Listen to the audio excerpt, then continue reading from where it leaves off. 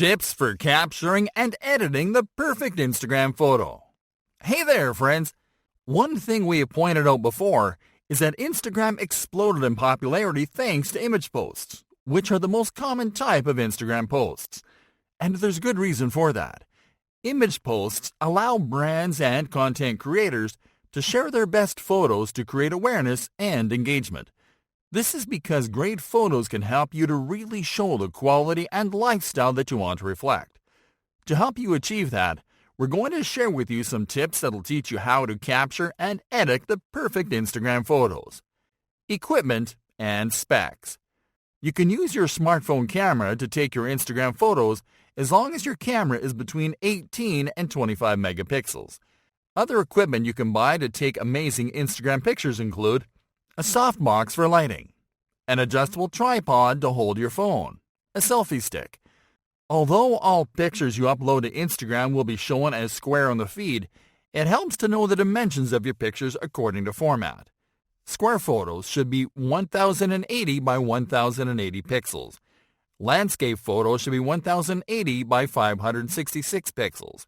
Profile photos should be 1350 by 1080 pixels. Taking the perfect Instagram photos. Having great equipment and knowing the right specs for your photos will allow you to take amazing pictures only when you combine it with the right techniques. Let's take a look at the best techniques to take great photos with your phone. Apply the rule of thirds. The rule of thirds is a technique where you place the subject of your picture a bit off-center to create a light imbalance that forces the viewer to pay more attention to the subject. This means that by creating this imbalance, you'll focus the attention on your product. You can apply the rule of thirds by turning on your camera grid lines. Then aim your subject in the intersection between a set of vertical and horizontal lines in the grid. You can enable your camera grid lines by going to your camera settings while you are on camera mode. Use symmetry. People are naturally attracted to symmetry and cool patterns. You can achieve symmetry simply by placing your subject right at the center of your pictures. Another good technique is to use leading lines to draw attention to your subject. This is the opposite of the rule of thirds, and it can also help you to achieve very interesting results. Focus on a single subject. If your objective is to highlight a product or a feature in your pictures, the best method is to focus your photos on a single subject.